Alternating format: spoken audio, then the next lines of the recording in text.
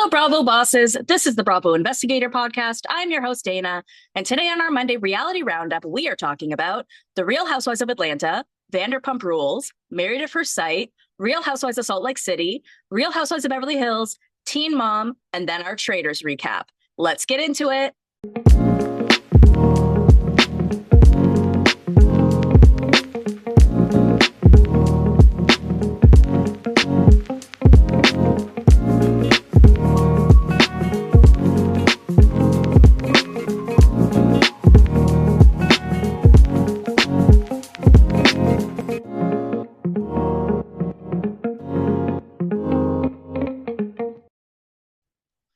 Happy Monday, everyone. I hope everyone had a great weekend. I apologize that this episode is coming out a bit late. I normally record it on Sunday, but it is literally Monday morning at 8:14 a.m. that I am recording this. I just sort of needed a day off yesterday and just sort of to relax. And this episode is typically video as well as audio, but today it is just audio because my eye is like bleeding. I burst some blood vessels in my eye from like throwing up a bunch yesterday. No worries. I'm cool. It's totally normal. But yeah, it just looks really bloody and gross. So yeah, audio only today, but I do upload like a video version to YouTube anyway. So you can just sort of watch the blank screen if you want. So that is totally available to you.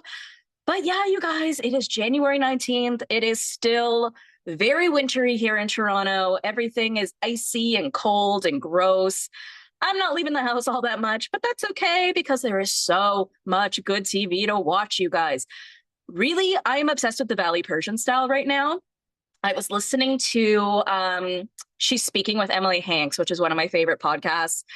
She does this Sunday roundup with Kendrick Tucker, and they were talking about the name of the show, which I agree, it sucks, right? I never even liked the name The Valley to begin with because it just doesn't flow off the tongue. And I get it, right? Like the hills, the city, so like the Valley, but the Valley Persian style, it's so hard to say. It sounds weird. It doesn't sound like the proper name of a show. And then there's this quote from Reza. It's like, I don't know where it's from. I guess it's for the show or something, but I've heard it like in the commercials where he says, once you go Persian, there's no other version. So that's what I named the episode when I recapped the first two episodes. But Emily mentioned, like, wouldn't it sound good if it was like the Valley Persian version?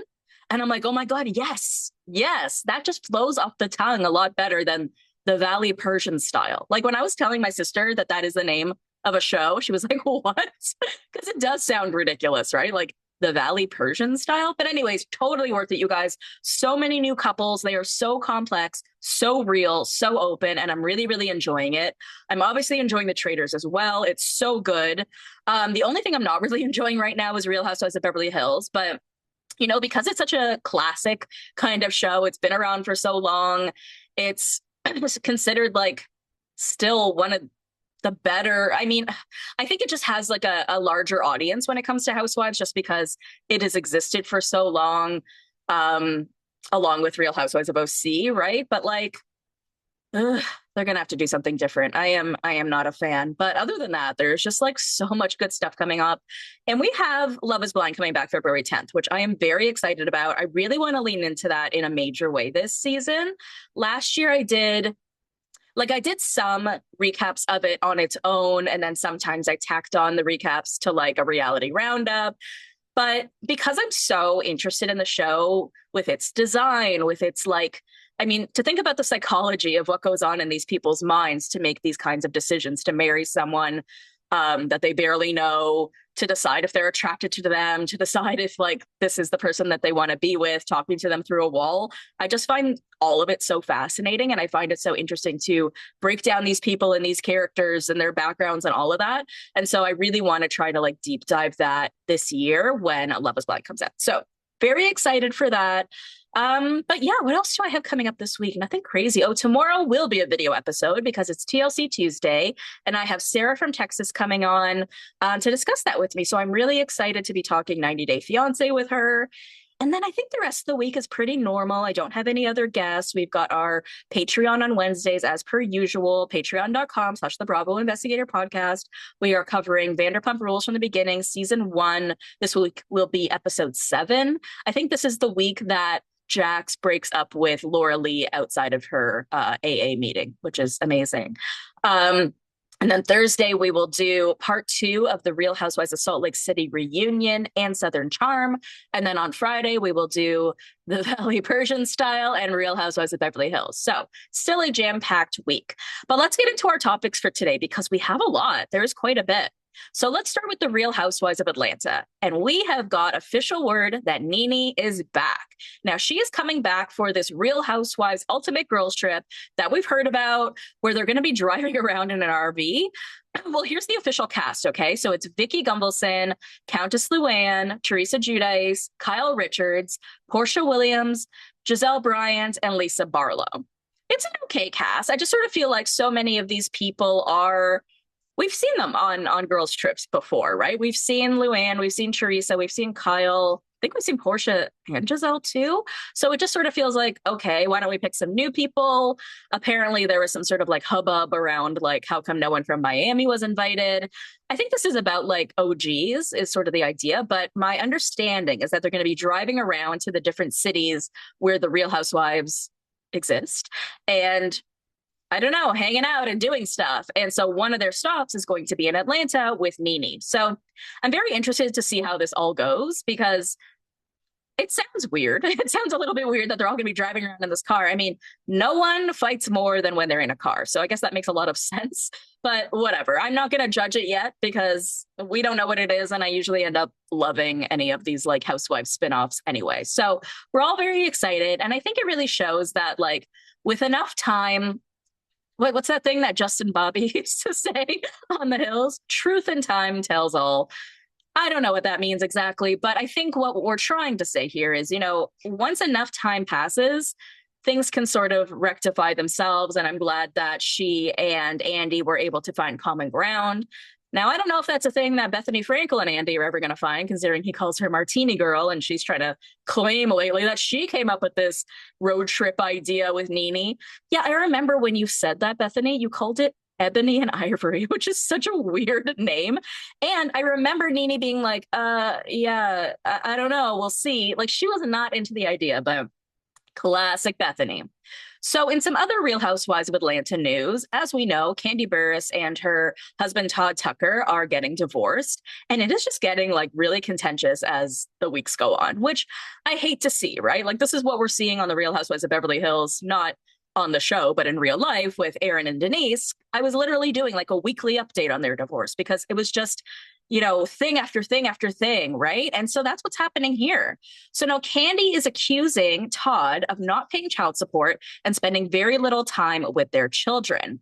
So here's what we have. Court documents that were filed on January the 8th show that Kandi is asking a judge to set a formal custody schedule and determine child support. The former couple who filed for divorce in November 2025 share 2 children, Ace born 2016 and Blaze born 2019. Kandi claims the kids have significant monthly expenses, including childcare, tuition, activities, medical costs, travel, and daily needs, and alleges Todd has not contributed financially.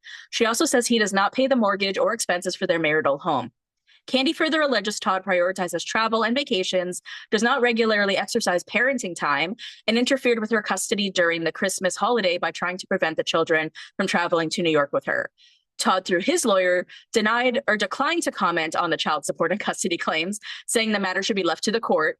Separately, Todd has pushed back against Kandi's request to seal the case, accusing her of publicly discussing the divorce and attempting to control the narrative. A judge has not yet ruled on the motions. I mean, listen, I doubt she's lying about this, right? Like, you know, I think we saw her very recently spending time with him. I think it was one of the kids' birthdays. And, you know, it's just, or it was the holidays, right? They were all spending the holidays together. But like, dude, I think what's happening here, I could be wrong, but I think Todd thinks that, you know, Kandi has a lot of money, right? She has 1 million businesses. She does very, very well for herself. And so maybe in his mind, he's just like, well, then I'm not contributing because we all know that Kandi can carry it. But sir, that is not how this works, okay? You are a parent. You are just as much a parent as Kandi, and she should not have to foot the entire bill for these children just because she can. You are required by law to submit child support payments, right? Despite the fact that that hasn't like been finalized in court yet, he knows that that's what's going to come up. So her bringing this to the forefront to the media, I don't know, maybe not a great move if you guys do want to have like, what's the word? Like a good relationship going forward, right? For the sake of the kids, bringing it to the media is probably not the best idea. But that being said, you know, for her to do this, I'm going to assume then that he is being a real dick about this whole thing. I don't really know why. I don't really know all the circumstances. I mean, we've heard that he has been cheating on her and all of these things. So who really knows what's going on behind closed doors in a relationship? But like, you know, he does have to contribute. I'm sorry. And I wonder if they have a prenup. I'm actually not sure. I don't remember.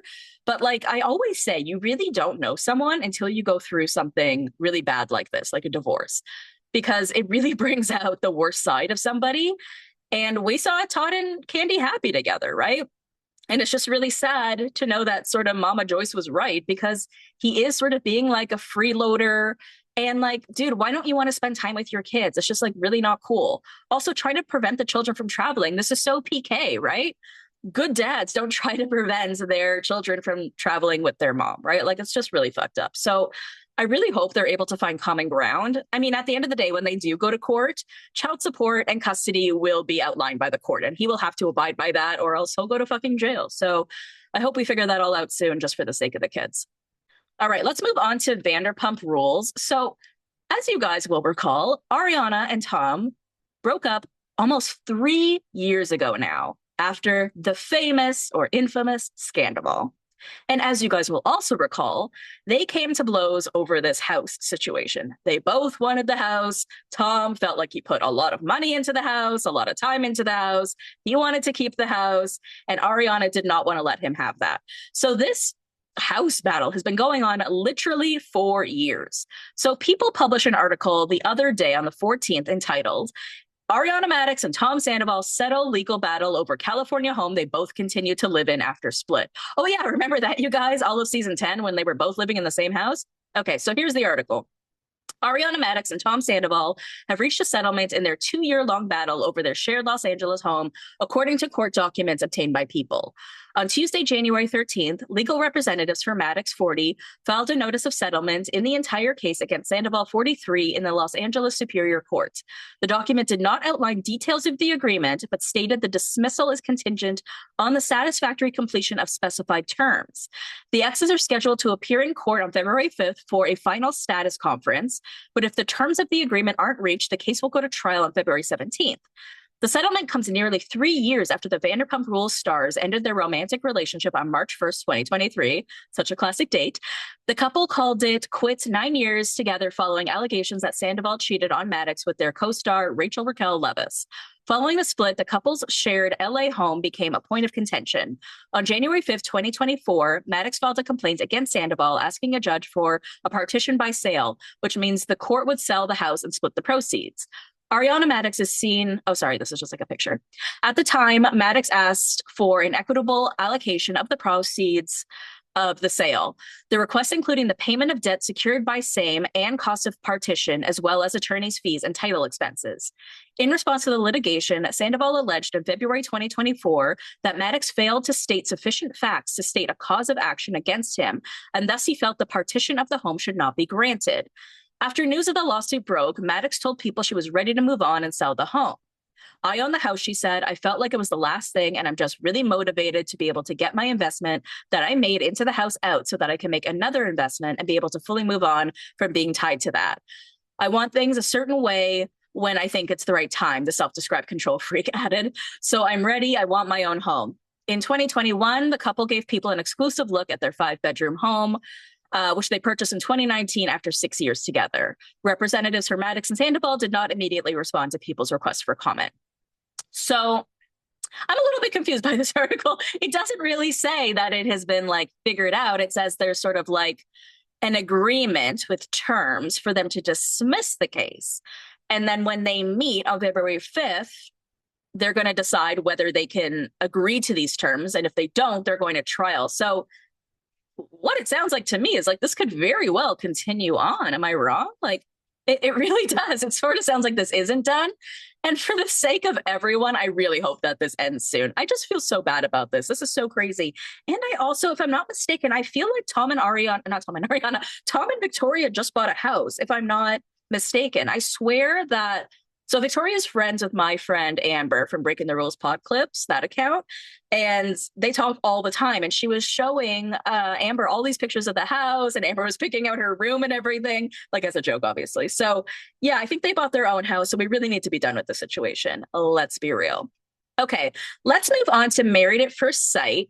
Now, the past season was not the best, right? The season, I think it was season 19, they did it on Peacock instead of Lifetime. They did it in more of a Netflix style where they released a bunch of episodes at a time. They only did 12 episodes as opposed to like 50, right? And we had 5 couples, a few of them older, which was also like a new twist. And all of the couples ended up saying yes on decision day. But then when we came back for the reunion a year and a half later, or whatever it was, everybody was no longer together. Now, one of the most interesting couples to me was Josh and Jalen. Now, this was the couple where their storyline was very focused on Burning Man, if you may recall. So apparently Burning Man was really important to Josh. It's where he found community. I bet it was for him the kind of thing where he was, he had a difficult upbringing. And I think that he found a sense of purpose and friendship when he went to Burning Man, which is like a twice a year thing. And he really wanted Jalen to be able to go with him. She was like, I'm not really into that kind of thing. He's like, why won't you try it? She's like, I told you I don't want to do this. You said that it wouldn't be a big deal if I didn't. And yeah, it sort of became a big thing. But they were the only couple that ended up staying married almost until the reunion. They broke up 3 months prior to the reunion. And what they explained on the reunion, or what Jalen mostly explained, was that they went on vacation together. He said on the vacation, I don't think I want to be with you anymore. And she was like, no, please, can we like try to work this out? So they go home and try to work it out or whatever, but she's all like on edge. And they go to a concert together and they see this girl, and this girl is acting sort of weird towards Josh. And because she was all sort of like kind of freaked out about the relationship and not sure where it was going, she says to him, like, did you fuck her? And then he got mad and then divorced her. What he ended up saying on the reunion was that the majority of the reason that he divorced her was because she wasn't like adventurous enough, like that she wasn't willing to put herself out there to try things that she hadn't tried before, which is not true, right? She made a significant effort to do the things that he wanted to do. And she actually went to Burning Man with him. She went skydiving with him. She did like all of these like really adventurous things for him. And for him to say that that wasn't like enough is really fucked up, right? Like you could see how much effort this girl put into this relationship. And the way he was at the reunion was extremely rude. And when he tried to contradict her, it just never made any sense because his contradictions were him just saying exactly what she just said. And everybody was like, how are you contradicting what she said? You literally just repeated what she just said. So that's all he really had to say, that she wasn't like adventurous enough. Now, last week, he decided to post this crazy long post on Instagram that took me a little while to put together because he does not know how to do like one post in like one space. But he really decided he wanted to go off about his real feelings about Jalen. So I'm going to read to you guys what he wrote on Instagram. It's taken me a little time to make this post because honestly, until recently, it's been hard to even think straight. I feel like life has thrown itself at me. Life has thrown itself at me in every single direction. Post-show, I was left with so many emotions to unpack and dissect.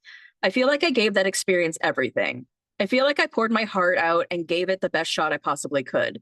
Yet I was painted as one-dimensional, with so much hatred coming from people. The reality is I went into that experiment fully ready to find my human. Sadly, there were a lot of things about Jalen and I that were very different. I wasn't looking for a twin, okay, but multiple deal breakers were ignored by the experts. Okay, now he's blaming the experts. However, we both worked through them. I truly feel like I gave that experience every last bit of myself. We were together almost 2 years. We both gave it all we had. I made the decision to end things, so I've become the villain. Dude, the show isn't even popular enough for you to be the villain. But anyway, I never truly felt seen by Jalen. I never felt like she truly saw me for who I was. I felt like she didn't care to love me for who I was, and that hurt. I didn't realize how much until the end. When I felt like I had lost a huge part of myself. I didn't feel like me anymore. I was depressed and I didn't know how to recover.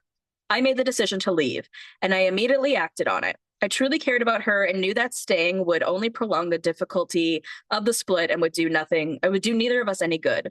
I have to admit, I will and will continue to admit that I did. Wait, what does this say? I have to admit and will continue to admit that how I did so was wrong. The way I walked away was not okay, and for that I am truly sorry. But leading up to that, I was the best partner I knew how to be. That obviously doesn't come with fault. I know I made mistakes. I am human. I owned every single one of them, and in my own way, and did things to ensure that I wouldn't repeat those mistakes. Post-filming, I was so happy. I thought I'd truly found my person. But just like any other relationship, it takes time to get to know someone. I joined her in every single thing she enjoyed doing, which I know isn't how things seemed if you only watch the show. Spin classes, bar hopping, hanging out with her friends, football games, you name it, if it was a passion of hers. I was right alongside her, loving it. Jalen explains Austin as her bubble, that she didn't like to leave. We were very different here, which is okay, but eventually it created a rut in the relationship. The show made me seem so one-dimensional. All I do is like to party. It's actually wild to me to this date that that's the only thing they focused on. I should have known with the amount of time they made Jalen and I tirelessly speak about Burning Man. It was the only thing they could get any drama out of us for. They had hundreds of hours of Jalen and I, and they chose to just focus on us talking about the forced Burning Man conversations, instead of showing the content that actually showed how we were 95% of the time. I'm so much more than one event out of the year. Yes, the place brings me comfort. Yes, I love it. For many good reasons. I've met some incredible people here whom I get to see one time a year. Some of the most kind individuals I have ever met. I won't go into this much because it won't make much sense to most. The place brings me back to my childhood where exploration was all I had. It gave me so much freedom when I had nothing. But the moral of the story is that Burning Man is one small aspect of who I am. So the fact that it's basically all people saw about me is wild, especially when so much more was captured on film. The show doesn't show how Jalen and I were working together to build a future. It didn't show all the things I did for her when no one is watching. It doesn't show how I put her on my insurance 2 days before she was in an accident that would have cost her thousands and thousands of dollars. Dude, you're married to her. Are you kidding? Like, are we supposed to be proud of you for that? It doesn't show how I helped her buy another vehicle on my credit. You're her husband. It's our credit, asshole. It doesn't, all because I wanted to build a future with her. All these goals we had together required these things. I've never spoken about this because money was never a part of who we were. The money spent in our time together was all worth it. My camera roll was full of photos I took of her experiencing life because her happiness added to my happiness, and I wanted to capture it. I supported her through everything I could in every aspect of life. But somehow I always came short. In all the ways I showed her love, it was never enough. In the 2 years together, Jalen tried leaving me 2 different times. I always fought for us. Every time she tried leaving, I fought. Even when the words came out of her mouth when she tried leaving, where I'll be the bad guy, I'll be the one who everyone sees as the person who left, all she was worried about was how the outside world would see the split. Yet I still fought for us. This happened on multiple occasions. That was the only difference when I decided to leave. She didn't fight for us. She walked right up the stairs when we got home and never once tried to fight for us. It's not what I was looking for, but I did notice it. Anyways, outside of all of that, the last few months have been very beautiful and a struggle. Very soon after the split, I found out my grandma was living in her car. She had lost her housing in Colorado. I immediately booked her a room and a flight to Austin. I moved her into my home so I could ensure that this never would happen to her again. First world problems here, but also at the same time, 2 of my rental vehicles were crashed on rentals, leaving 2 massive repair bills, which I am still working on fixing. Okay, dude. These are only a few things I've been dealing with in life, thankfully with a beautiful woman next to my side who supports me in every way possible, who also shares some of my passions and accepts me for every bit of who I am. A woman who chooses me every day, a woman who absolutely adores me. Life is getting much better.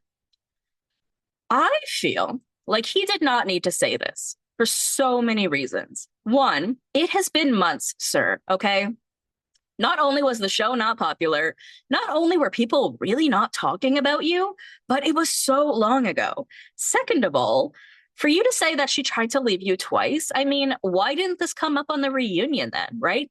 The only thing that came up was when you left her and you had all of these opportunities to counteract what she said, but the only ways you counteracted were just repeating what she said. Like he would say, like, we didn't break up. She'll be like, we broke up on vacation. He goes, no, we broke up when we got home from vacation.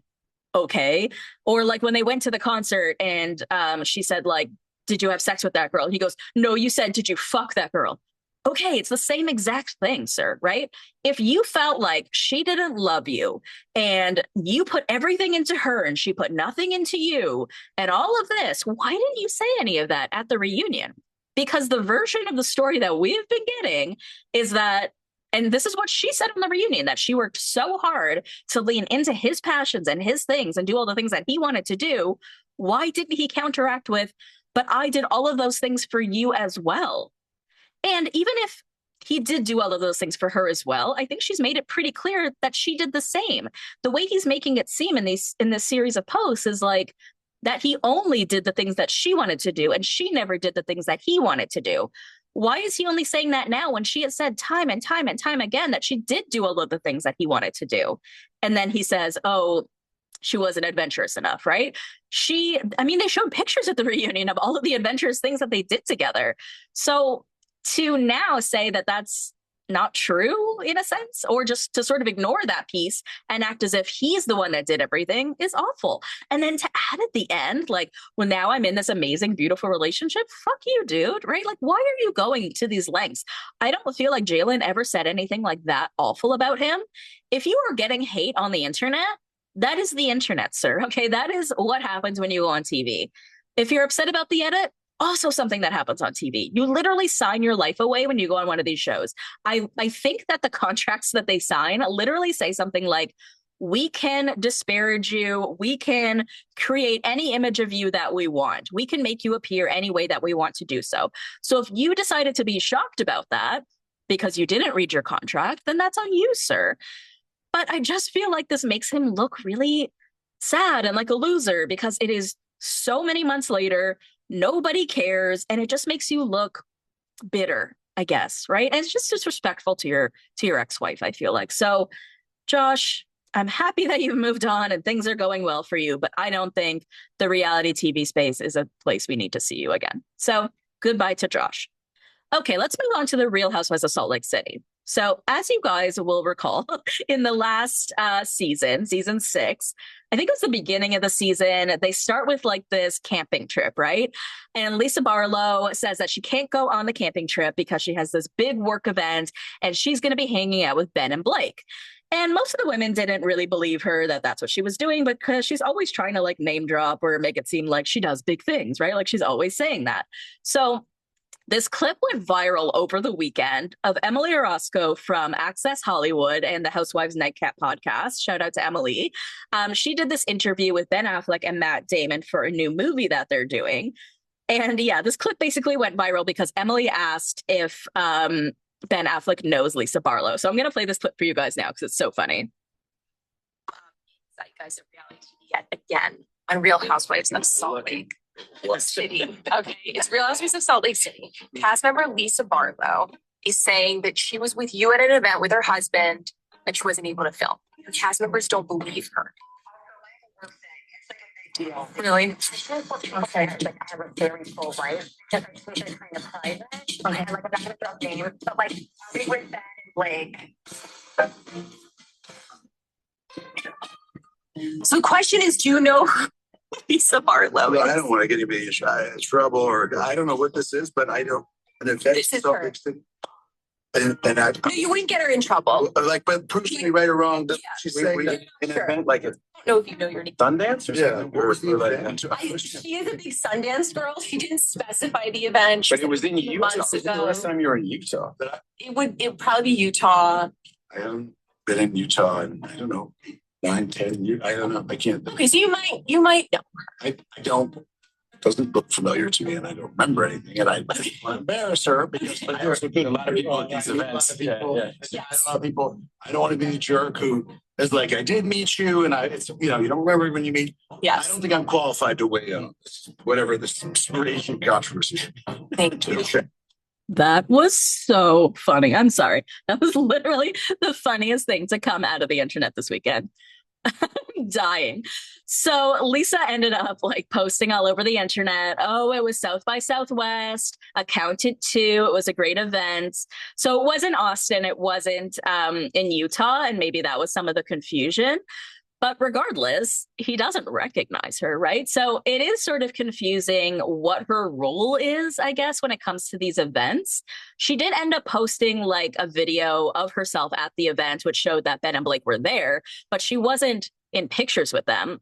And then she ends up like posting a picture of her and Ben Affleck from like 2017, which again doesn't really show that she was at this event with him. Like, yes, she was at the event, he was at the event, but the idea that they know each other isn't quite clear to me.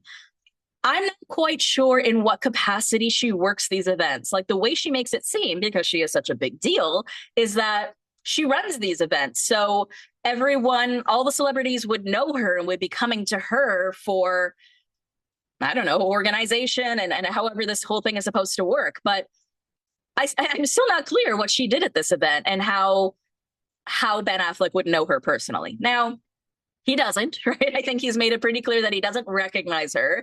And if he was very involved with, or sorry, if she was very involved in events dealing with celebrities, then you would think that they would like recognize her when they see a picture of her. But whatever. The whole thing was absolutely hilarious. They were both at the event, right? So that is absolutely true. It was just a mistake in terms of where the event was.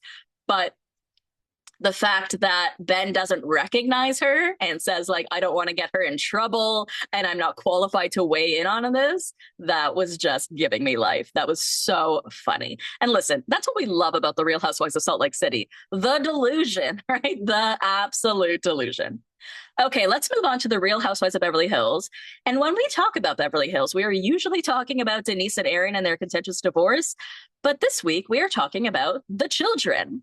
So Sammy Sheen, which is Charlie Sheen and Denise Richards' daughter, she posted this post on Instagram over the weekend that said, imagine finding out your sister and ex-boyfriend have been seeing each other behind your back this whole time. And the picture of herself that she posts sort of looks like shocked. And so I saw this and I'm like, what's this about? I'm going to wait until the sister responds. Now, the sister is Lola Sheen, and Lola is like a very quiet, meek little mouse type of girl. She's very Christian. I watched the show, right? Denise Richards and Her Wild Things, and that's why I know a little bit more about the girls. But this whole idea of Lola and the ex-boyfriend, if I'm not mistaken, I feel like this came up on the show where I think that Lola and Sammy's ex-boyfriend were like best friends or something, and that really bothered Sammy. So I think that this has actually been going on in some respect for a while.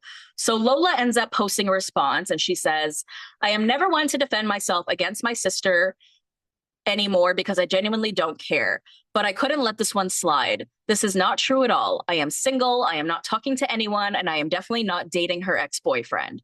That is absolutely the one thing I will share my side for because this is unbelievable. Not that this is anyone's business, but the truth is my mom hired her ex-boyfriend to take care of my mom's dogs and basically clean our whole house. So he has been working for her almost every day. I was living with roommates and had to move back home for the meantime until I move into another place.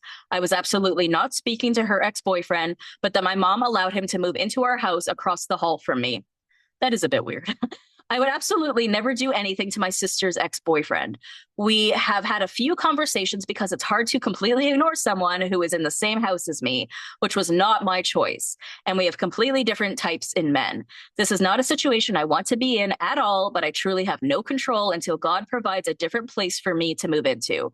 I have absolutely not been seeing her ex-boyfriend. This is a complete lie. You can believe whatever you want because I really don't know any of you personally, and only the people closest to me know that this is not true at all. My sister has always posted things about me online to get people to hate on me, which with absolutely no context at all. She also posted something else that said, I took down my post yesterday out of respect for my family. However, my sister has decided to keep hers up. Her accusations about me are a complete lie. She has unfortunately always been one to spread rumors about me that aren't true. Everyone close to me knows that this isn't true at all. I can only wish her and all of you the best and hope that this world can stop being so quick to believe everything they see. I feel bad for Lola. Like, this is kind of fucked up if Sammy is truly lying, first of all, and the fact that Lola is saying that she does this all the time, that she's always trying to spread rumors about her sister online. Sammy, girl, come on. Your sister, this is your only sister, right? Or sorry, not her only sister. I guess they have a half sister. But I just mean, like, having a sister is really important. My sister is my best friend, and we weren't always best friends, probably because, you know, we were like 5 years apart, and it wasn't until we were much older that we could get much closer. But when I say you only have one sister, I mean that in like more of like a broader sense, right? Like you only have one sister. And I think Sammy, you know, they grew up in sort of like a weird way with Charlie Sheen and all of the chaos that was going on with that. And like when you have family that loves and supports you, it's like really important to lean into that, especially when you live in a crazy place like Los Angeles and Hollywood where everyone is just out for themselves. And like it just makes me sad that these two sisters can't really like get it together. Now on the show, they are extremely different and have basically no relationship because they are so different. Lola is so Christian, Sammy is not. But yeah, like taking shit to the internet is just extremely juvenile, and also it's going to destroy your relationship, right? There's going to come a point where they can't come back from it because, you know, say it, forget it, write it, regret it. Right, Dorinda? All right, let's move on to Teen Mom because we have some news here, okay? This is actually pretty interesting. So I haven't talked about Teen Mom in a while, but Kailyn Lowry actually just released a new podcast episode with her new boyfriend, Isaac, okay? Where she calls him Ike. Now, this is different from her son, Isaac, who now calls himself Elliot, but regardless. So we know, okay, so I guess I'll tell a little bit of the Kailyn backstory, which I've done many a time, but I will just do that for the sake of context. So we saw Kailyn on Teen Mom. She was with a guy named Joe. They got pregnant when they were teenagers. Kailyn had a really contentious relationship with her mom where she was basically like homeless. She couldn't really live with her mom. Her mom was an alcoholic and they just had a really bad relationship. So she moved in with Joe and his family, and their relationship was pretty rocky as well. She was raising her son Isaac there, and then they ended up breaking up. Then Kailyn had nowhere to go though, so she continued to stay in the house and started dating this other guy, Jordan. Then Joe's parents were like, you can't like post on Facebook that you're like in a relationship with this guy Jordan and expect to be staying in this house. So she ends up breaking up with Jordan. And then I think she also ended up having sex with Joe. But anyways, she ends up getting her own place, moves on with her life a bit, meets this guy, Javi. They end up having another kid together, Lux. They end up having a super contentious relationship where she ends up putting hands on him. He cheats on her. I think she cheated on him too. He was in the army, and that was a big part of their demise as well because there was so much time spent apart. Then she moves on to this guy, Chris. They end up having two kids together, Creed and I forget the name of the other one. Creed, she has 7 kids, okay, guys? So she ends up with Chris. Now, her relationship with Chris was like super contentious as well. I think it was also physical, but I think it was the hardest relationship for her to get over because this was the only guy that wasn't like fighting for her. This was a guy who was going behind her back, doing whatever. And I think that was really difficult for her. Then she starts dating her neighbor, Elijah, who was significantly younger. And she kind of kept that a secret for quite a while. It was around the time that she started dating him that she ended Teen Mom. And I think she just really wanted her own life back at that point. So she's dating Elijah. They end up having 3 kids together, twins and another one. And again, she kept this sort of all secret for quite some time. And then there was this, you know, event that came out last summer called the Elijah Cruise, where all of these content creators and people were like speculating all over the internet that Elijah went on this cruise last summer and cheated on Kailyn. So after the fact, Kailyn ends up breaking up with him, and that's that. Then we find out that Kailyn is dating this new guy, and we end up finding it out through Javi, who posts all this stuff on Instagram about how he's so pissed that she's bringing this new guy to soccer games for the kids, that she's late, that she's not showing up to games, and all of this, right? So Kailyn decides this is, you know, the first time that she wants to come forward and talk about her situation with her new guy. Now, this was on her Patreon, so I wasn't able to actually listen to it. And I think it's going to be a series of a few episodes. I think there was another one that aired last night, which also I wasn't able to catch because it's on her Patreon. But someone named Rei Clark, REI_Clark, she did a good breakdown of it. So I'm just going to go through some of that with you guys. So basically what Kailyn said in this podcast episode were that she and Ike have actually known each other for years. They went to prom together. They went to the same community college, but there was no secret relationship, no long buildup. So it wasn't like she was cheating on anybody. They never even got the chance to decide whether they wanted their relationship to be public because the T pages put it out before the decision was made. So the privacy that she wanted wasn't about hiding anything. It was about protecting her kids, her family, and Ike's family too. Because let's be honest, right? Like every time Kailyn comes out with something, people are super judgmental. So I don't blame her for wanting to keep it a secret for a little bit. She made it clear that there was no drama until Javi went live on Instagram. Before that, things were calm, especially considering he had already reached out asking to be on her podcast. If there were real concerns, those conversations could have happened privately. The whole thing with Lux's practice, the soccer game, she says was also misrepresented. She says it was a practice, not a game. She was about 15 to 20 minutes late because she was working, but Lux was on time. When they arrived, Javi walked up to Ike and made small talk. It was very normal. It was uneventful. Then Javi and Ike had already known each other for about 10 years at this point. Oh, that's really interesting.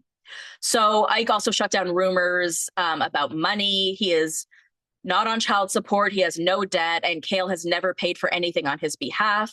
She even said that many people have come into her life expecting something financially, but he never has. Another piece of context, which I really didn't know, was that Javi apparently sought Kailyn out. So before they were together, he applied for MTV's True Life, I Want My Ex Back. I have never heard of this show. His girlfriend at the time refused to do the show. Shortly after, he went to the mall specifically looking for Kailyn Lowry because she worked at the mall.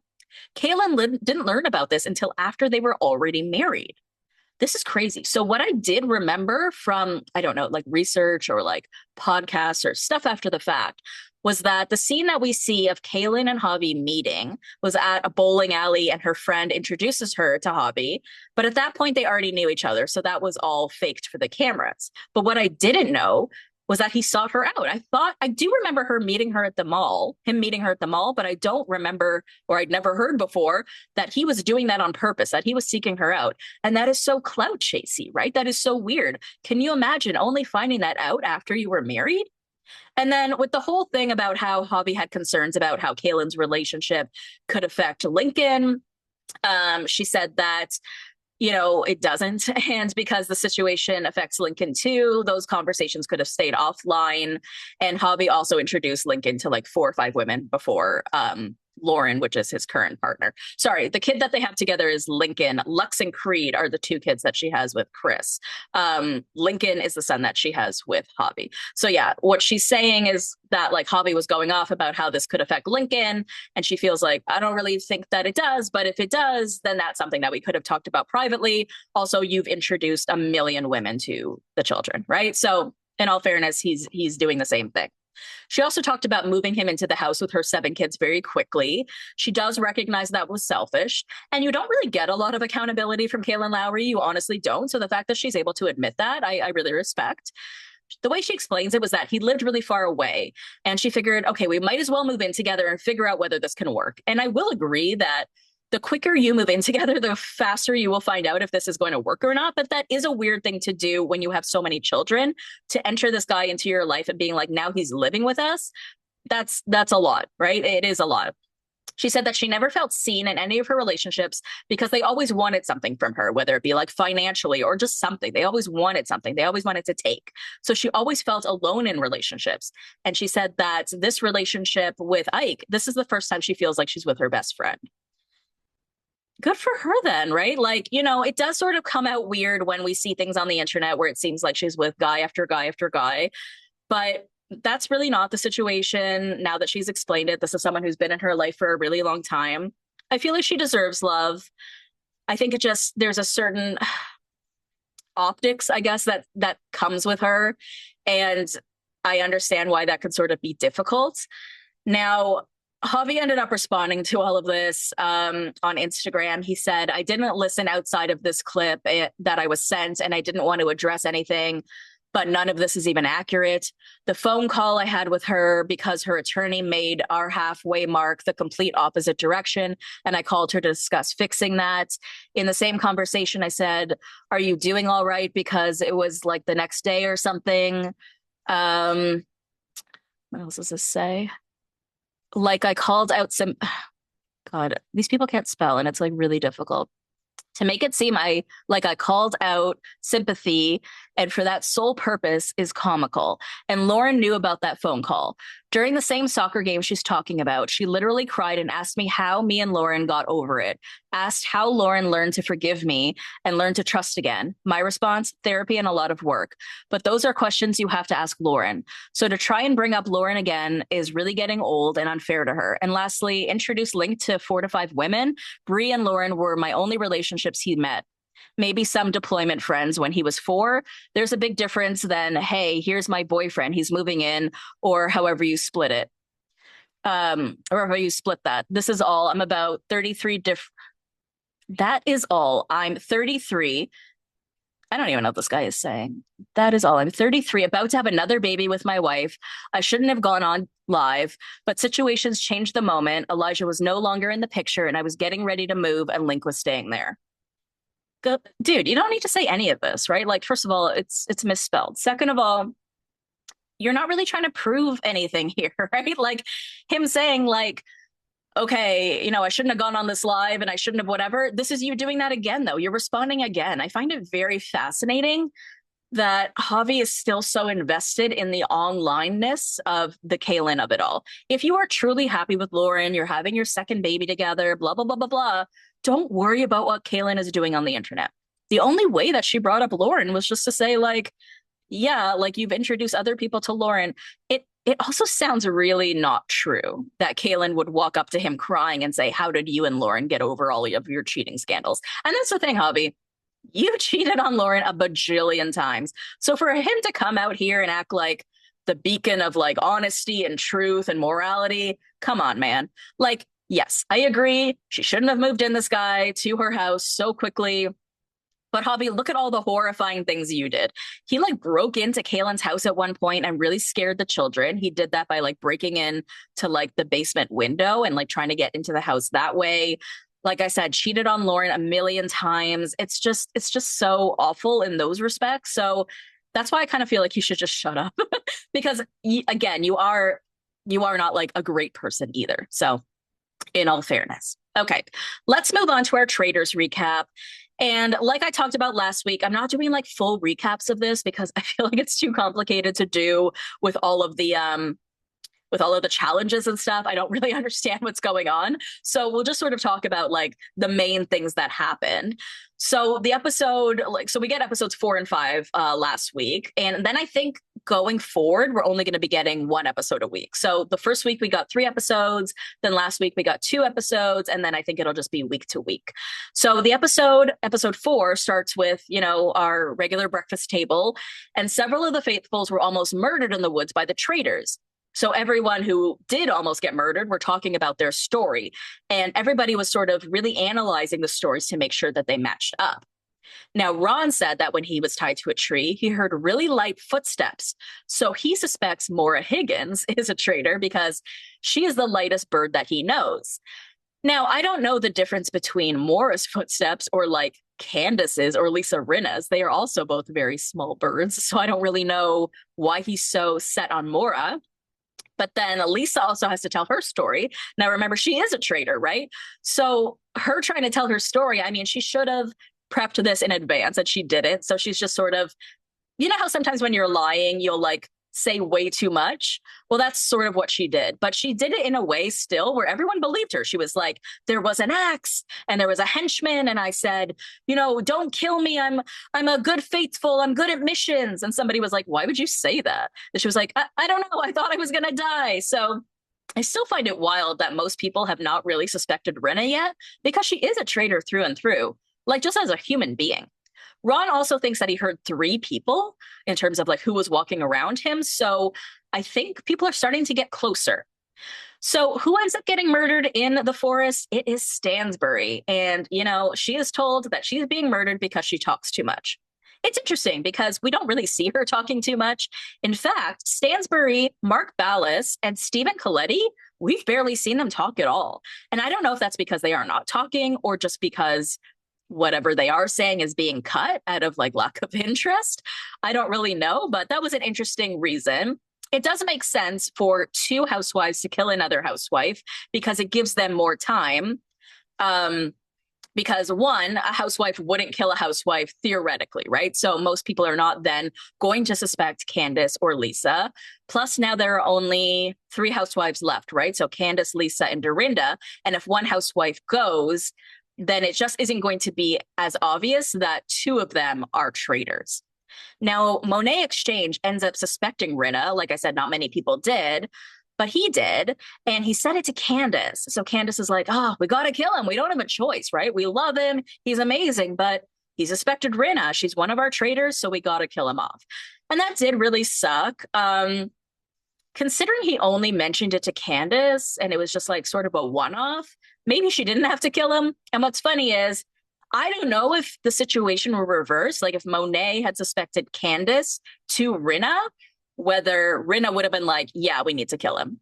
Probably not, right? Like Rinna is out for Rinna. Right now, you can't tell that, but like obviously we're going to get to a point where everyone is out for themselves. Colton Underwood in this series of episodes was really pissing me off. He was sort of trying to be the next Pilot Pete and trying to act like a leader in a sense, right? But there's nothing about you that has leader qualities. And listen, I talked on Ryan Bailey's podcast about Colton and his history and his background when it comes to The Bachelor and what he did to Cassie. And I think I'm one of the very few people who ended up watching his documentary Coming Out Colton, which is where he came out. And there was something that I took away from it that I thought would change my perspective on him, which ended up not being true. But I'll tell you what I ended up gathering from the documentary. In the documentary, he was so desperate not to be gay. He just couldn't be gay because of his family, his religion, being in sports. It was just something he could not do. And so when he was given the opportunity to be the Bachelor, he saw this as his last opportunity to be straight. And when he picked Cassie, he saw this as he had to make this work, because if he couldn't make it work, then he had to be gay, and he couldn't be gay. So when they broke up, he started doing insane shit to try to get her back, like stalking her, like sending her anonymous harassing text messages, like putting a GPS tracker on her car. Not because he loves her or wants to be with her, really, right? In his mind, he had actually lost his mind. He was clearly unwell, and in his mind, he was like, if I'm going to do everything in my power to make this work, even commit crimes, because if I can't make this work with Cassie, I have to be gay, and I can't be gay. I can't be gay. So I have to do this. I have to make this work. I have to do everything in my power to get this girl back so I'm not gay. And when I heard that, it didn't make me forgive what he had done, because what he had done was egregious and horrible, but it made me understand him a little bit better. But that being said, watching him on The Bachelor, I have not seen him through that light. I thought after watching that documentary and coming to understand him a little bit better, and knowing that now he is happily married with a son and everything, that he was going to be like a nice guy. But he is not a nice guy, okay? The way he's coming off in this show is very mean. First of all, nobody is asking you to be the leader, okay? You haven't been on the show, on any show, in like 7 years. Well, except that like virgin dating show that nobody watched. And I don't think anybody was really looking to you for that. You don't have that same sort of, cunning mentality that Pilot Pete did. So Colton ends up setting his sights on Tiffany Mitchell and is trying to convince everyone of the same, but he's doing it in a super aggressive way. Like, listen, if Alan tapped you on the shoulder and made you a traitor, that doesn't make you a bad person. It just makes you a traitor for the sake of the game.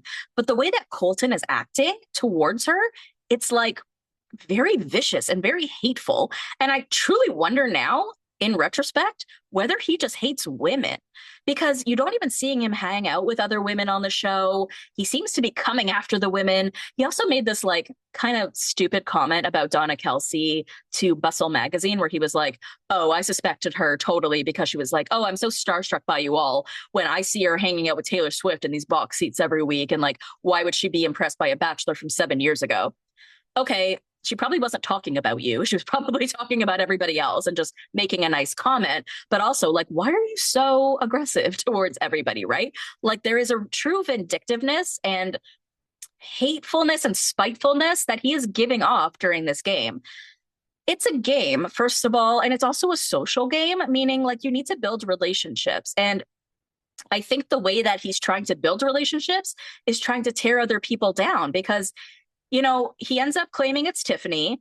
Now, Eric Nam also claims that he thinks that Tiffany is a traitor purely because when he was tied to a tree, he heard a laugh and he was certain that the laugh was Tiffany because he knows pitch. He's a singer. And even RHOBH is like, oh, yeah, I've heard his music. He knows music, so I believe him.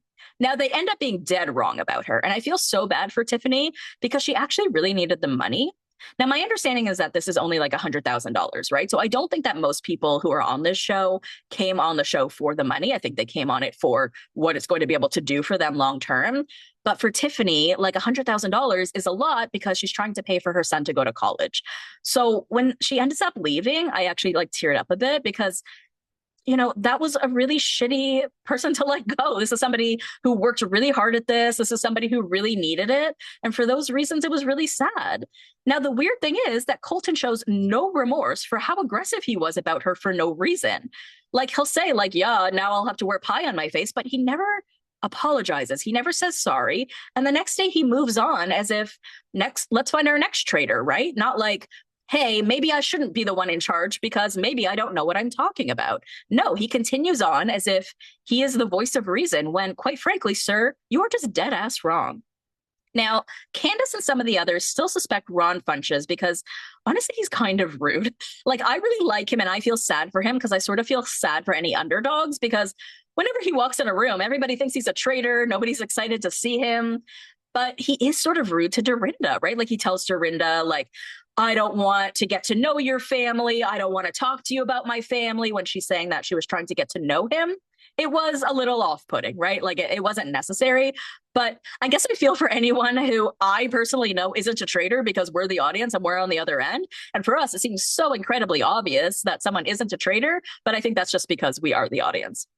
So everybody wants Michael out because of how incredibly annoying he is. And I think that this is the first time in like Traitors history that people are willing to get rid of someone, not because they are a traitor, but purely because they are so annoying. And the thing is, he does take up so much space in the room with his loudness and his voice and all of that. And as funny as the memes have been, I think 5 episodes is enough, Michael, right?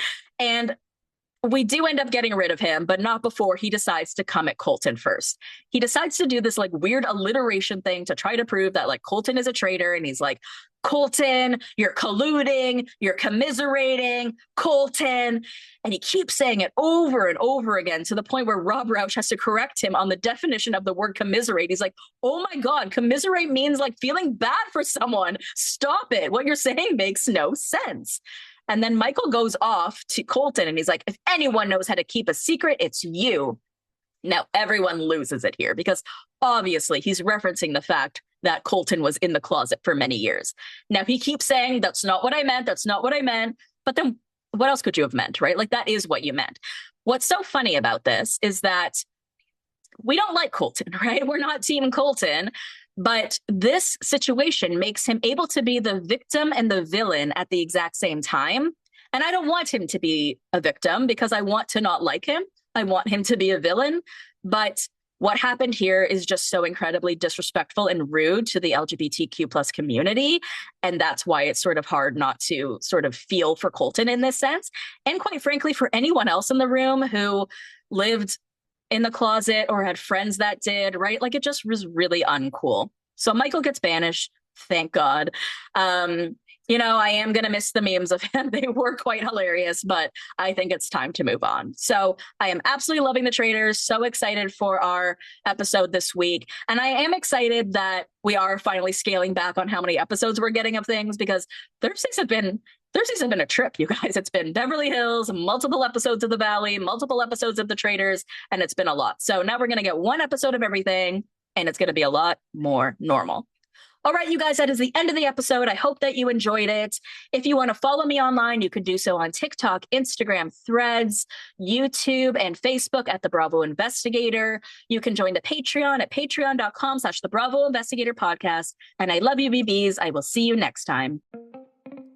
Thank you for listening to the Bravo Investigator podcast. For more content, head over to patreon.com/the Bravo Investigator podcast. Follow me on Instagram, TikTok, and Threads at the Bravo Investigator. If you enjoyed the show, leave a 5-star review. Love you, BBs. See you next time.